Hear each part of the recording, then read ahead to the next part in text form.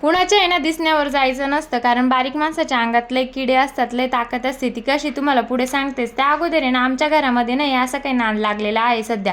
नुसते उडदाचे पापड केलेले आहे ना, त्यामुळे उडदाचा पापडचा खुडा करायचा, त्यावर चटणी टाकायची, तेल टाकायची आणि मग काय ते पोळीसोबत खायचं. मला लय कंटाळा आला होता ते खायचं. मग काय मी या ठिकाणी मस्त असं जाम घेतला आणि जाम पोळी खाल्ली. आणि अहोंना काय कंटाळा येतच नाही, त्यांना दोघी टाईमही दिलं तरी चालतं. त्यानंतर इथं माझं पीठ कुटायचं राहिलं आणि त्या अगोदरच आहोंचं इथं पापड लाटणं चालू झालं होतं. त्यांना म्हटलं तुम्ही रिकामे कामं करू नका, तुमचे कामं करा म्हटलं, रिक्षावर जा. पण ते कुठं ऐकता आणि बघा सगळा पापड दिला पोळपाटला चिपकून. मग तो कुठं निघतो. त्यानंतर मी इथं पापड लाटायची तयारी करून घेतली, मस्त बाजही टाकली आणि त्यानंतर इथं बघा मस्त असं पीठ कुटायला घेतलं. अहो म्हणे मला वाटलं नव्हतं तुझ्यामध्ये एवढा जोर आहे. म्हटलं काय सांगू, दिसण्यावर जाऊ नका, माझ्यावालेला ताकद आहे माझ्यामध्ये.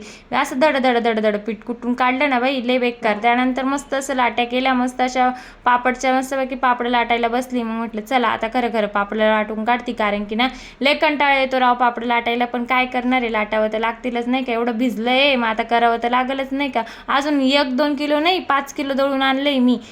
मग काय नान नाही करायचं आपला. त्यानंतर मस्तपैकी पापड लाटून घेतले आणि कसे वाटले ते सांगा. त्यानंतर एक शूट करायचं होतं ते करून घेतलं. त्यानंतर मग मस्तपैकी पापड सुकले होते. मग पचकन एक पापड उचलला. चला म्हटलं आता एक पापड आहे ना मस्त भाजून खाऊया, कसा लागतो, टेस्ट कशी लागती, कशी झालं ते बघू म्हटलं. त्या ठिकाणी मस्त असं पापड भाजला आणि खायला बसली ना, लय भारी लागत होता. असं वाटत होतं खातच राहावं आणि मस्त मऊ आलेला होता. मी याची रेसिपी आपल्या यूट्यूब चॅनलला अपलोड केलेली आहे, तुम्ही बघितली नसेल तर नक्की जाऊन बघा.